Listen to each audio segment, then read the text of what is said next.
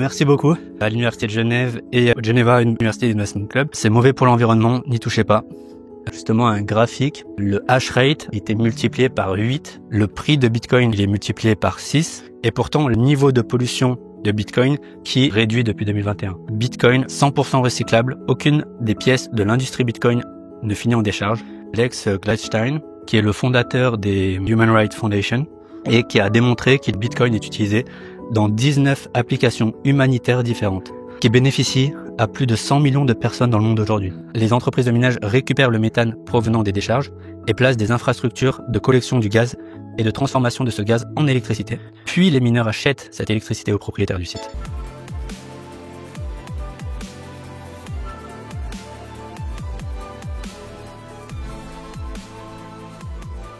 Bonjour à tous, est-ce que vous m'entendez bien là? Même dans le fond, vous m'entendez? Parfait. Bon merci beaucoup à l'Université de Genève et au Geneva University Investment Club de m'avoir invité pour l'occasion. Donc aujourd'hui, l'art de l'investissement dans les actifs numériques. Et je vais faire une très courte présentation. Donc, qui je suis? Je m'appelle Abel Rabérin, je suis conseiller en gestion de fortune internationale et mon objectif principal, c'est d'expliquer Bitcoin aux professionnels de la finance, les gestionnaires de fortune, les banques privées, les family office, ce type de personnes-là. Et également, je crée pas mal de contenu pour démocratiser justement cette nouvelle classe d'actifs. Et je forme et j'accompagne également des investisseurs pour leurs premiers investissements dans les cryptoactifs. Donc, je vais vous faire une annonce du plan d'aujourd'hui. Comment changer le monde en un discours? Là, ça va être peut-être la partie qui va intéresser le plus de monde. Ça va être l'impact environnemental de Bitcoin. Et voilà, il y a pas beaucoup de conférences sur ce sujet-là. Donc j'espère vous apprendre plein de choses sur ça. Donc sur cette deuxième partie, j'ai décidé de me baser sur les travaux de Daniel Batten, qui est notamment le fondateur du DARI, Digital Asset Institute. C'est un groupe de doctorants qui travaillent sur Bitcoin et sur ces recherches-là justement relatives à l'impact environnemental de Bitcoin. Donc je me suis inspiré également de son livre pour le titre de la deuxième partie, Comment changer le monde avec un seul discours. Donc ici, on va surtout parler du minage. Je vais peut-être faire un raccourci en disant juste c'est Bitcoin, mais c'est souvent qu'on parle du minage du Bitcoin. Donc comment les Bitcoins sont créés? Ils sont créés par le processus de minage, et un mineur de Bitcoin, à quoi ça ressemble? C'est tout simplement un ordinateur, comme je vous ai dit, je vous l'ai mis là à l'image. Ça, c'est un mineur de Bitcoin. Les mineurs de Bitcoin, comment ils se rémunèrent? Ils se rémunèrent tout simplement à chaque fois qu'ils minent un bloc, ils vont avoir une récompense, ils vont avoir tous les frais de transaction qui sont dans ce bloc-là, plus des bitcoins en fait. Et en général, les mineurs de Bitcoin, ils sont disposés dans des sortes de containers, comme je vous ai mis sur l'image à droite, le container noir. Et pourquoi je vous ai mis cette image? C'est pour vous dire que c'est l'industrie la plus mobile au monde. C'est-à-dire que ce qui est bien avec le minage, c'est qu'on peut débrancher et rebrancher très simplement, très facilement les mineurs. Et donc, ils peuvent tout simplement aller n'importe où dans le monde.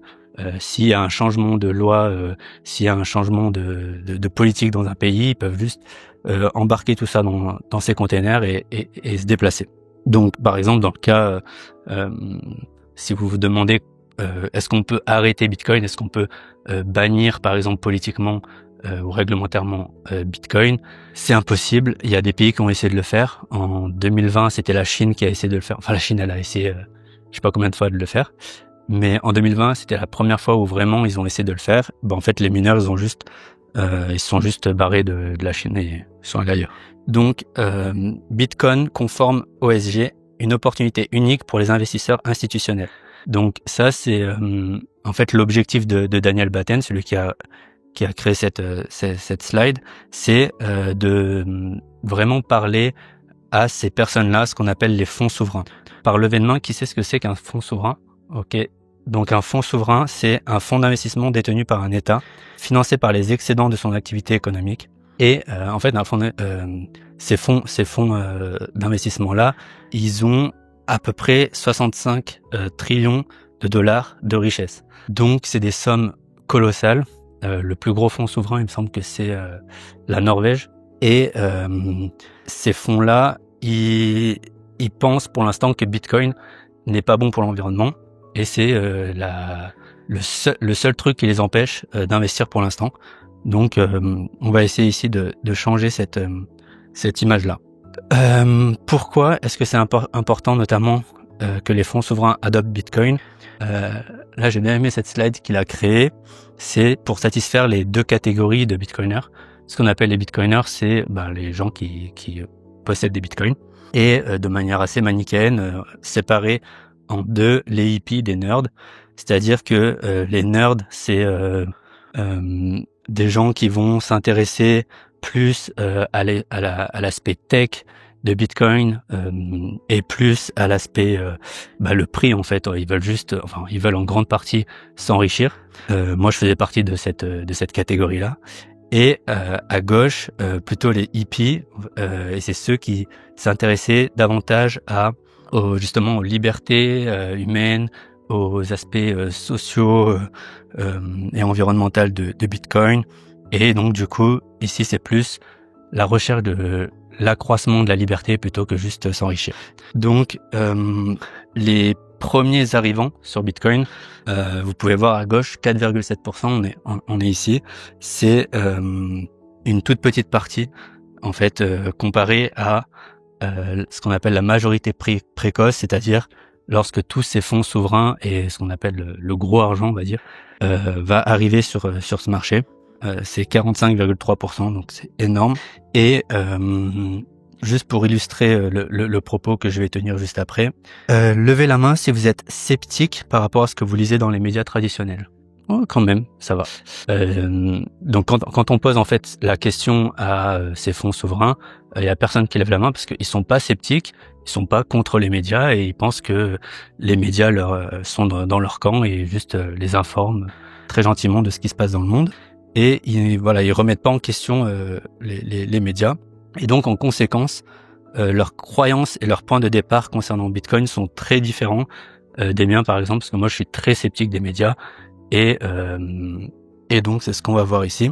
C'est qu'est-ce que les médias disent ou disaient jusque-là pour l'instant sur Bitcoin, ce que vous avez peut-être entendu. Ce que les médias disent, c'est mauvais pour l'environnement, n'y touchez pas. Cela entre en conflit avec l'idée d'une monnaie digitale centralisée, CBDC. Nous avons des problèmes climatiques urgents à résoudre en priorité. J'ai entendu beaucoup de critiques contre Bitcoin et cela utilise tellement d'eau. Est-ce qu'il y a des gens qui ont déjà entendu ce genre de critiques par rapport à Bitcoin? Ou pas trop? Ouais, si, un petit peu.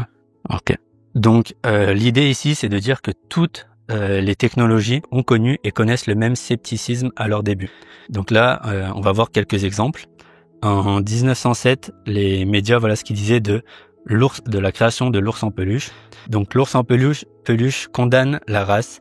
Il détruit l'instinct maternel chez les petites filles, selon les experts. Ça, c'était dans les médias. En 2018, ce qu'ils disaient sur Bitcoin, Bitcoin va brûler la planète. La question, à quelle vitesse? Donc, faut comprendre que les médias sont en majorité détenus par des individus ou des entreprises et que les lobbies de ces industries-là, quand elles sont mises en danger, elles vont tout faire pour détruire l'image de la nouvelle technologie qui va les disrupter. Donc ici, il y a des centaines d'exemples de technologies. On va en prendre juste deux pour aller rapidement. Mais les deux parlent bien. Et donc, la première technologie disruptive, c'est le vélo. On s'en rend pas compte parce qu'on est en 2024. Mais le vélo, quand il arrive, il est extrêmement disruptif. Et les médias, du coup, voilà ce qu'ils ont dit.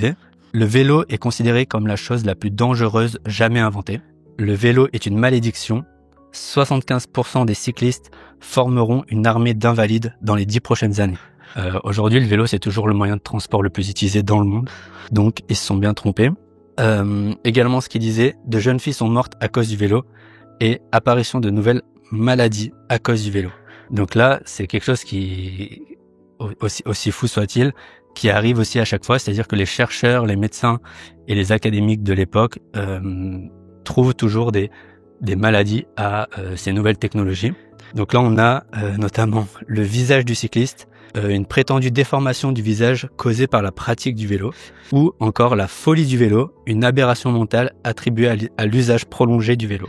Donc ça, on dirait que c'est pas grand-chose et que c'est rigolo, mais du coup, ce que ça fait, c'est que une fois que c'est passé dans les médias, après, ça passe dans la loi.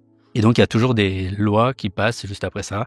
Et là, pour le vélo, ça a mené à des projets de loi de restriction et réglementation comme l'interdiction de rouler à plus de 8 km par heure. Donc, ces périodes-là, on les appelle les périodes de FUD. Donc, le FUD en anglais, c'est peur ou crainte exagérée, ou panique médiatique, ça parle mieux. Donc, je vous ai mis un graphique de justement toutes les fois où il avait fait mention du visage du cycliste dans les médias. Et on peut voir que le FUD ou cette panique médiatique, elle met environ 39 ans, 40 ans à s'atténuer pour toute technologie. Donc une autre technologie disruptive, la radio. La radio a bouleversé 4 industries, donc la presse écrite, le télégraphe, le divertissement et l'industrie du disque. Donc comme je vous ai dit, quand il se passe ça, il y a des lobbies des industries existantes qui se sentent menacées. Donc voilà ce qui se passe dans les médias. La radio accusée d'avoir brisé des fenêtres, des oiseaux morts en plein vol, les ondes radio suspectées. Donc là, pareil, les chercheurs, les médecins, les académiques, ils vont trouver des maladies. La radio cause le ramollissement du cerveau et beaucoup de suicides.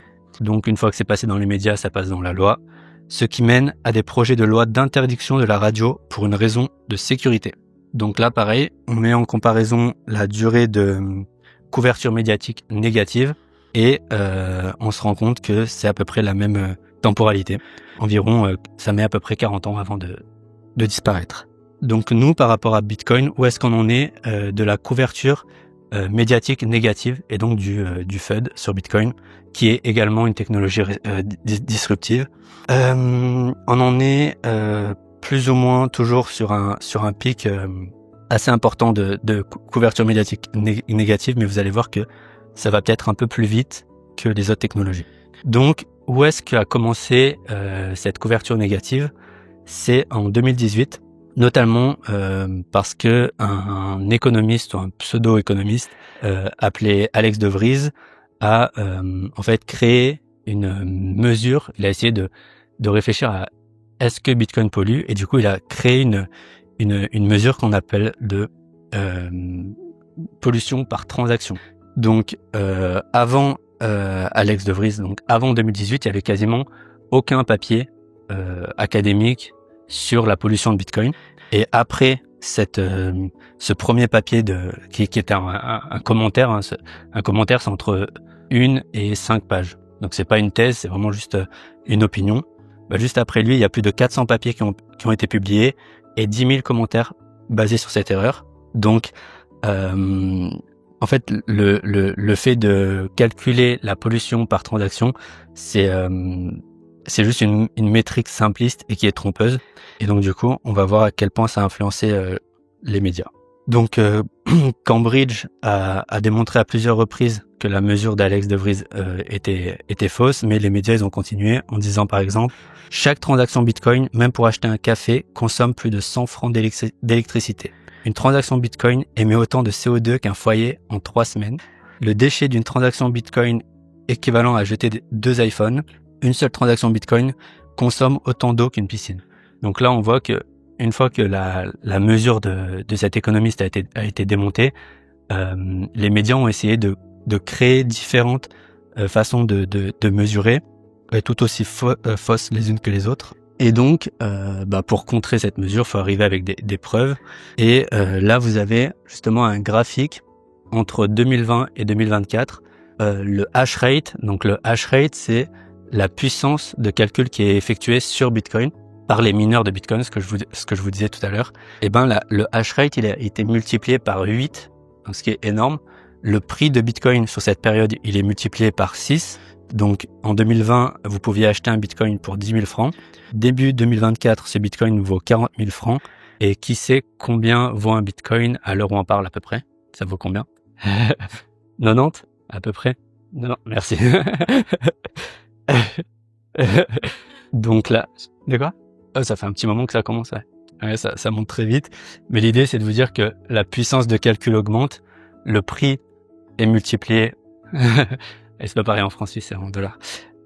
Donc le hash rate est multiplié par 8, le prix multiplié par 6, et pourtant l'émission ou le niveau de pollution de Bitcoin, c'est la ligne rose ou violette au milieu qui est stable, voire qui est réduit depuis 2021. Donc l'idée ici, c'est de se dire que l'histoire des 160 dernières années nous montre que les premiers récits médiatiques sur une nouvelle technologie sont souvent extrêmement inexacts, et c'est dans ce contexte que Bitcoin s'inscrit. Donc on a enfin le début de recherche sérieuse et indépendante sur le sujet. Là, à l'image, je vous montre une des interviews que j'ai réalisées avec Yann, qui c'est sa spécialité en fait de faire de la recherche. Il a un doctorat sur Bitcoin et justement sur ces questions environnementales. Et du coup, lorsqu'on a des vraies recherches, on a des meilleurs papiers, et notamment il fait partie de l'institut dont je vous parlais, le DRI. Donc ici, utilisation des recherches empiriques de 2018 à 2021, on n'avait rien, et c'est seulement depuis 2021 qu'on commence à avoir des beaux papiers. Utilisation des ensembles de données représentatifs et contemporains, articles revus par des pairs de manière complète, basés sur des connaissances défendables sur le fonctionnement de la blockchain, résultats indépendants des études précédemment réfutées. Ce que disent les professionnels, parce qu'on écoute tout le monde, mais on oublie d'écouter ceux qui sont réellement sur le terrain. Donc les professionnels sur Bitcoin, notamment les entreprises de minage, Bitcoin résout les problèmes de limitation des énergies renouvelables que les batteries ne peuvent pas résoudre. Bitcoin, le consommateur d'énergie solaire le plus flexible au monde, 100% recyclable, aucune des pièces de l'industrie Bitcoin ne finit en décharge, une solution rentable pour la moitié des décharges mondiales. Bitcoin permet de mieux intégrer les énergies renouvelables dans le réseau électrique. Donc là, en bas à droite, je vous ai mis le moment où ça a basculé en fait le changement de perception médiatique, et on est passé à ce qu'on appelle un bilan net positif dans les reportings sur Bitcoin. Donc un bilan net positif signifie que les articles positifs sont désormais plus nombreux que les articles négatifs dans les médias. Donc ça reflète un changement significatif justement dans le discours médiatique. Là, ici, on peut voir ce que dit un même journal à 4 ans d'intervalle. Donc, par exemple, le Financial Times, il nous disait en 2018, le minage de Bitcoin nuit à notre climat. Et aujourd'hui, ils nous disent, au-delà de la COP 28, un regard neuf sur les qualifications ESG de Bitcoin. Donc là, on est carrément passé à l'ESG. Et donc, je vous remets ici couverture médiatique négative de Bitcoin et sur sa consommation énergétique. Donc ici, on va passer enfin au passage un peu plus intéressant, c'est-à-dire de déconstruire les mythes et de donner les arguments. Donc, premier argument, le premier mythe, c'était sur les déchets électroniques. Donc, un des plus grands recycleurs électroniques au monde a confirmé qu'en fait, il n'y a aucune pièce relative à Bitcoin, donc notamment sur les machines de minage de Bitcoin, qui finissent dans les décharges parce qu'ils sont 100% recyclables, et contrairement aux équipements électroniques dont on a l'habitude d'utiliser, les mineurs de Bitcoin ne contiennent aucun métaux lourd. Donc ça, c'est assez énorme. Ensuite, il y avait un autre mythe sur la consommation d'eau, ce que je vous ai dit tout à l'heure, les médias qui faisaient ce calcul de combien que Bitcoin pollue par rapport à l'eau et par rapport à la consommation d'eau. Là, on voit que justement, loin d'aggraver la pénurie d'eau, Bitcoin peut au contraire favoriser l'abondance d'eau dans des régions arides comme les Émirats arabes unis. En effet, les rejets thermiques générés par le minage de Bitcoin peuvent être utilisés pour améliorer l'efficacité des usines de dessalement, permettant ainsi de produire davantage d'eau dessalée par kilowattheure. Un autre mythe, peut-être que vous avez déjà entendu parler de ça, c'est Bitcoin, c'est pour les criminels. Levez la main si vous avez déjà entendu ou ouais. Ok, il y en a pas mal. Moi aussi, c'était comme ça. J'avais entendu au tout début parler de Bitcoin, c'était par les criminels. Entre dons, par les criminels. En fait, il y a tout simplement le Trésor américain qui a publié une étude qui montre que dans son rapport sur le blanchiment d'argent, il a clairement été indiqué que les monnaies fiduciaires, donc les monnaies traditionnelles, le franc suisse, le dollar, l'euro, restent de loin les moyens préférés des criminels. Et le dollar en première position. Donc c'est quand même le Trésor américain qui dit ça. Et ensuite, en bas à gauche, je vous ai mis une image d'Alex Gladstein. L'idée que Bitcoin n'a aucun cas d'usage, là, a été également réfutée de manière définitive par ce monsieur, qui est le fondateur des Human Rights Foundation et qui a démontré qu'il est utilisé, enfin que Bitcoin est utilisé dans 19 applications humanitaires différentes, qui bénéficient à plus de 100 millions de personnes dans le monde aujourd'hui. Donc pour tous ceux qui s'intéressent à l'aspect social de Bitcoin, c'est la référence numéro 1, c'est ce monsieur. Qui utilise Bitcoin pour libérer justement les populations de notamment des régimes autoritaires. Il faut savoir que 70% de la population mondiale vit dans des régimes directement autoritaires ou est corrompue. Donc ça fait 5,6 milliards d'individus sur 8 dans le monde. Et il utilise justement Bitcoin comme un outil de libération, parce que Bitcoin permet, et ça pour moi c'est le point le plus révolutionnaire. Nous, on n'en a pas tellement besoin pour l'instant dans des pays riches comme les nôtres, mais Bitcoin permet en fait la séparation de l'argent et de l'État. Ensuite, donc là, je vous ai mis une liste de 21 avantages environnementaux de Bitcoin qui sont déjà prouvés scientifiquement. Je vous rassure, on va pas faire les 21, mais on va en faire quand même quelques-uns.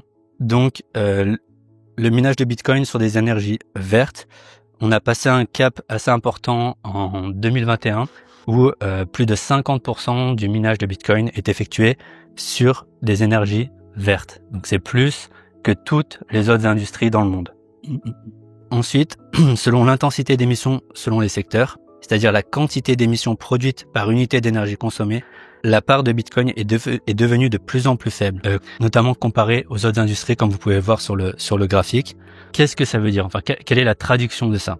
Si on prend juste les exemples de l'or et les exemples du système bancaire, sachant que c'est deux des industries que Bitcoin vient disrupter, ça veut dire que à chaque fois que vous utilisez Bitcoin pour une transaction financière, vous polluez moins que si vous aviez utilisé le système bancaire traditionnel. Donc c'est assez énorme. Et ensuite, à chaque fois que vous utilisez Bitcoin comme réserve de valeur à long terme, là où avant vous auriez utilisé l'or, et ben pareil, vous allez polluer moins si vous utilisez Bitcoin que si vous utilisez de l'or. Donc là, c'est également un des points assez sympas de Bitcoin, c'est que il permet et il rend les énergies renouvelables enfin rentables. Les énergies renouvelables comme le solaire ou l'éolien produisent de l'électricité, mais de manière aléatoire, c'est-à-dire en excès lorsque la demande est faible. Donc par exemple quand le soleil est intense ou quand le vent est fort. Et ces surplus énergétiques sont quasiment tout le temps gaspillés parce qu'on n'a pas d'infrastructure de stockage ou d'utilisation immédiate. La solution grâce à Bitcoin, c'est que le minage et les mineurs de Bitcoin, ils vont pouvoir venir s'instaurer ici et utiliser ces surplus d'énergie renouvelable. Ils transforment alors l'énergie inutilisée en valeur économique directe grâce à la création de Bitcoin. Cette utilisation améliore la rentabilité des installations renouvelables en leur offrant une nouvelle source de revenus stable. Et donc ici, on a un modèle flexible et intelligent qui se crée. Les mineurs de Bitcoin peuvent se connecter rapidement au surplus, réduisant les pertes. Et lors des pics de consommation énergétique, les mineurs peuvent se déconnecter rapidement. Comme je vous ai dit tout à l'heure, c'est l'industrie la plus flexible au monde, c'est-à-dire qu'on peut allumer et éteindre les mineurs de Bitcoin très simplement. Donc, lorsque vous pouvez voir à l'image en bas à droite, lorsque les mineurs vont s'implémenter justement sur ces structures d'énergie renouvelable, lorsque la population aura une forte demande d'électricité, d'énergie, on va juste tout simplement couper, éteindre les mineurs de Bitcoin et laisser la production pour la population. Et à l'inverse, quand il y a des excès et qu'il n'y a pas de demande derrière, et ben plutôt que l'énergie soit dissipée dans la nature et donc juste perdue, et ben là on va pouvoir rallumer les Bitcoins. Bitcoin est le moyen le plus puissant de résoudre ce problème de pollution. Je vous ai mis ici une déclaration des Nations Unies. Réduire le méthane est le levier le plus puissant que nous ayons pour ralentir le changement climatique au cours des 25 prochaines années. Par levée de main, qui est-ce qui connaît le méthane? Ok. Pourtant, très peu d'actions concrètes ont été prises pour réduire les émissions de méthane. Pourquoi c'est important? C'est que le méthane, il pollue 84 fois plus que le dioxyde de carbone, donc le CO2. Donc vous allez souvent entendre parler dans les médias, parler de l'impact négatif du CO2, que c'est extrêmement grave, et on oublie de parler en fait du juste le gaz le plus important et le plus polluant, c'est le méthane. Donc vous allez voir que Bitcoin offre des solutions assez impressionnantes pour réduire ce problème. Ici, je vous ai juste mis la répartition des mineurs de Bitcoin et leur utilisation énergétique. Là, on voit que il y a plus de 61% des mineurs de Bitcoin qui minent sur des énergies totalement vertes. Donc, on a 29 entreprises de minage qui sont déjà en carbone négative. Donc, carbone négative, ça veut dire que si les mineurs de Bitcoin à ces endroits-là, ils sont retirés, la pollution augmente. Ensuite, les 6,4% que vous voyez tout à droite sur les énergies fossiles, c'est une toute petite proportion de mineurs et en fait c'est assez ridicule parce que économiquement parlant et en termes de développement durable, c'est ridicule de miner sur des énergies fossiles. Donc qui est-ce qui fait ça encore en 2024? Ça va être des pays qui ont notamment certains pays du Golfe qui ont fait juste accès au pétrole ou à des énergies fossiles dans des proportions démesurées, donc quasiment illimitées, et donc ils s'en foutent en fait de miner sur du fossile. Mais c'est juste pas rentable et c'est ridicule et ça tend à diminuer. Parce que j'ai pas dit ça au début, mais dans la définition que j'aurais dû vous donner des mineurs de Bitcoin, il y a une incitation économique en fait à miner sur les énergies renouvelables et les énergies vertes. Donc depuis tout à l'heure, je vous dis que les mineurs de Bitcoin, ils sont super, etc. machin. C'est parce qu'ils ont une incitation économique à miner sur du renouvelable. L'énergie la moins chère, c'est l'énergie qui est en excès. L'énergie en excès, c'est les énergies renouvelables, l'hydroélectrique, partout où il y a des excès énergétiques en fait. Donc Bitcoin et son écosystème a déjà compensé 7,5%. C'est plus que aucune autre industrie dans le monde. Donc la question qu'on peut se poser, c'est quand est-ce que nous atteindrons les 100% d'énergie verte et renouvelable? En fait, la réponse, elle est assez simple. Il nous suffirait d'exploiter 35 sites d'enfouissement dans le monde. Donc vous allez voir ce que c'est ce qu'on appelle les venting landfills. Donc là, si on mettait en place juste ces 35 sites, l'objectif ce serait d'atteindre un niveau où le minage de Bitcoin deviendrait une activité qui réduit plus d'émissions qu'elle n'en génère, devenant ainsi l'acteur numéro 1 de la transition écologique. Donc là, je voulais vous mettre un exemple de site d'enfouissement. En haut à droite, vous pouvez le voir, et en bas à gauche. Donc ça ressemble à ça, un site. Et les mineurs de Bitcoin, enfin des mineurs de Bitcoin, là vous avez un exemple en fait de personnes qui sont des CEO d'entreprises de minage de Bitcoin. Donc ça ressemble aussi à ça. Et les outils qu'on utilise de manière traditionnelle sans Bitcoin, en général, ce sont des structures comme ce que je vous ai affiché à gauche. C'est un projet de capture directe de CO2 dans l'air. Donc ces machines déjà, elles sont très coûteuses et on n'a pas encore trouvé de moyen de les recycler, donc elles polluent également quand elles arrivent en fin de vie. Et donc ces machines-là, elles arrivent à dépolluer 5000 tonnes de CO2 par an à peu près. Et lorsqu'on utilise le minage de Bitcoin, on peut arriver à dépolluer 114 000 tonnes de CO2. Donc c'est juste 23 fois plus que le plus grand projet mondial de capture directe de CO2. Ici, je vous ai mis l'exemple d'une décharge à ciel ouvert en Éthiopie. Donc, les habitants ainsi que les autorités locales sont désespérés de trouver une solution parce que le méthane, en plus de contribuer massivement au réchauffement climatique, il tue plus d'1 million de personnes par an. Ça vient aussi des Nations Unies. Donc, comment font les mineurs pour remédier à ce problème en pratique? Donc là, je vous ai mis par exemple en bas à gauche, c'est ce qui se passe ici, pour essayer de représenter schématiquement.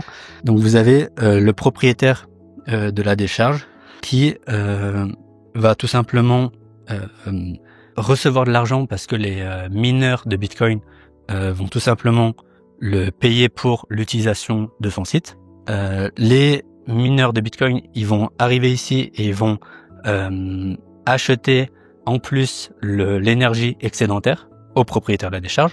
Ils vont mettre en place des infrastructures et ils vont également, pour les mineurs de Bitcoin, recevoir ce qu'on appelle des crédits carbone. Donc, À quoi ça ressemble également à gauche, ce que je vous ai mis, c'est les entreprises de minage récupèrent le méthane provenant des décharges et placent des infrastructures de collection du gaz et de transformation de ce gaz en électricité. Puis les mineurs achètent cette électricité aux propriétaires du site. Donc ici, Bitcoin rend la dépollution rentable financièrement. Et ce qu'il faut savoir sur le marché du minage de Bitcoin, c'est qu'en général, les mineurs de Bitcoin, ils payent leur électricité à peu près entre 5 et 7 centimes du kilowatt. Et ici, quand ils mettent en place ce genre de système sur des sites, on est à 1 centime du kilowatt. Donc la conclusion, c'est que Bitcoin, c'est le plus ESG des investissements. Donc l'objectif ici, c'était de transformer le narratif autour de Bitcoin avec des faits et des preuves légitimes et de changer les perceptions des fonds souverains. J'ai déjà mentionné que nous avons besoin de projets visant la hausse de la valeur, donc les nerds, Number Go Up, et pour soutenir les projets axés sur la liberté. Mais l'inverse est également vrai. Sans davantage de projets visant la liberté et l'aspect environnemental, nous n'aurons pas de hausse significative de la valeur. En effet, ce sont des histoires qui inspirent la prochaine vague d'investissement institutionnel. Un investisseur peut apporter l'abondance énergétique à un millier de villageois en Afrique, et le sourire d'un seul villageois peut inspirer un millier de nouvelles personnes à adopter Bitcoin. Si vous avez peut-être quelques questions, sinon de toute façon je pense qu'il faut rester un petit peu de temps. Donc voilà, est-ce que vous avez peut-être une autre question? Ouais, bon. Ouais. Bonjour, merci pour la conférence, c'était très intéressant, c'est vraiment de revoir les bases, donc c'était sympa. J'ai une petite question, vous avez parlé tout à l'heure du fait que le Bitcoin c'est fait la séparation de l'argent et de l'État. Mais moi ma question c'est quel intérêt auraient aujourd'hui les États à réguler favorablement le Bitcoin si c'est une perte pour eux de souveraineté monétaire, parce que c'est quand même un des principaux des États. On arrive aussi dans une période où c'est le retour des États-nations partout dans le monde entier. On est dans un monde de plus en plus multipolaire. L'Afrique, par exemple, pour de plus en plus d'indépendance vis-à-vis des Européens et des Occidentaux de manière générale. Le libéral prend une place qui est de plus en plus grande. Et puis, voilà, donc ça, c'est ma première question. Et si, par exemple, admettons qu'on découvre que le Bitcoin a été créé par un service de renseignement, comment les marchés vont réagir à ça? Parce que ça voudrait dire que c'est un outil économique en faveur de certains. Alors, c'est une super question. Et en fait, le changement, il est arrivé vraiment cette année.